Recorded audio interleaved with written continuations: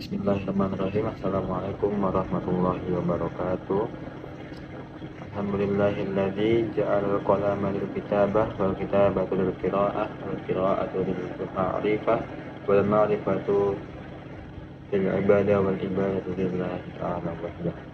Salatu wassalamu ala asrofil anbiya wal mursalin wa ala alihi wa sahbihi ajma'in. Nama Arman Andreas Praposat dari Prodi PBA dengan INPM 2301021001. Izin memaparkan PPT PowerPoint yang berjudul Perkembangan Moral, Perilaku, dan Diri. Perkembangan moral, perkembangan yang terjadi pada seorang individu yang berkenaan dengan tata cara, kebiasaan, adat, atau standar nilai yang berlaku dalam kelompok sosial. Perkembangan moral memiliki sebuah contoh seperti memberi salam, jujur, disiplin, dan menghargai pendapat orang lain. Kemudian selanjutnya, perkembangan perilaku. Apa sih itu perkembangan perilaku? Perkembangan perilaku adalah proses perubahan yang dialami oleh seseorang berdasarkan apa yang telah ia dapatkan dan dipelajarinya melalui berbagai sumber seperti keluarga, teman, lingkungan, ataupun diri sendiri. Contohnya adalah seperti kita, seorang anak mempelajari sebuah tata krama dari seorang orang tua, dan kita sebagai teman kita memiliki seorang teman, dan kita mempelajari suatu hal yang belum kita tahu dan kita mencontohnya. Itu salah satu contoh perkembangan perilaku. Lalu apa saja sih yang mempengaruhi perkembangan tersebut? Yang pertama adalah proses pematangan kognitif.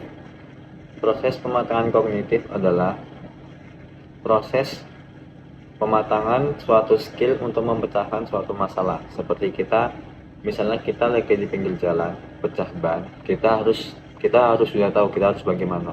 Kita harus ke tambal ban mungkin, atau membeli ban baru, atau bisa menjual motornya dan membeli motor baru.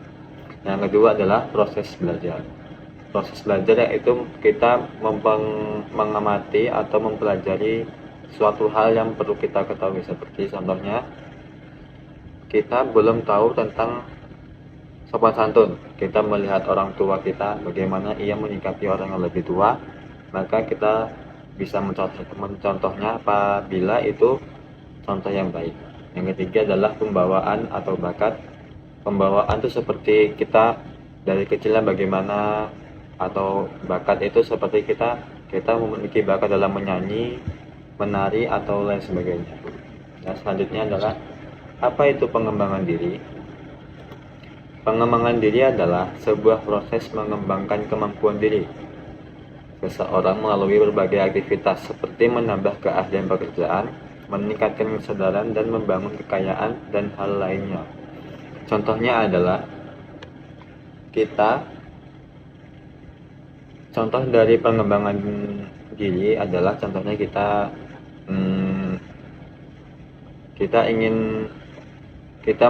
kita bekerja dalam suatu bidang ya, sepertinya seperti guru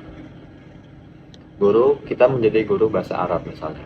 Jadi guru bahasa Arab, kita sangat menguasai tentang nahwu misalnya. Nahwu kita ini sangat tahu banget tentang i'rabnya, tentang hal-hal yang mungkin orang bilang itu susah, kita tuh sangat gampang banget bisa di nahwu tersebut. Akan tetapi kita di sorof, di balaghah itu kayak kurang. Ya, kita harusnya mempelajari itu, dan lebih, kalau bisa kita tuh bisa apa aja gitu. Itu yang namanya pengembangan diri. Kemudian yang selanjutnya, langkah apa sih yang harus dilakukan jika kita ingin berkembang?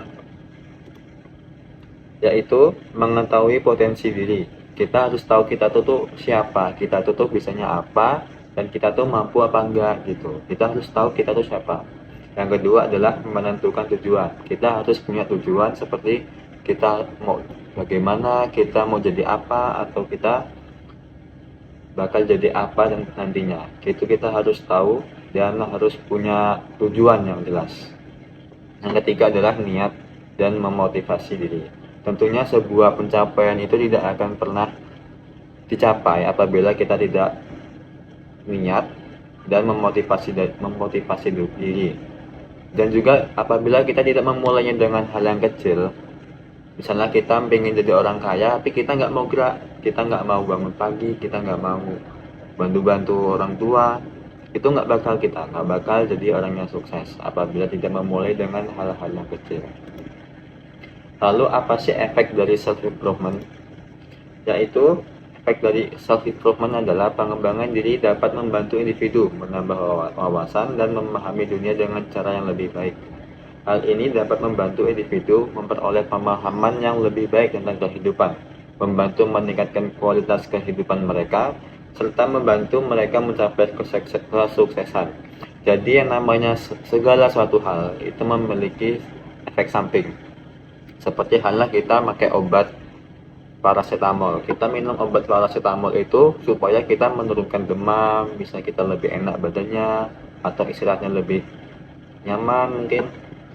Nah, begitu pula dengan self improvement. Self improvement juga itu memiliki efek samping, yaitu tadi mengembangkan diri dan membantu seorang individu mencapai sebuah tujuan mereka dengan cara yang lebih baik. Syukron, mungkin hanya itu yang dapat kami sampaikan. Kurang dan lebihnya kami mohon maaf. Wassalamualaikum warahmatullahi wabarakatuh.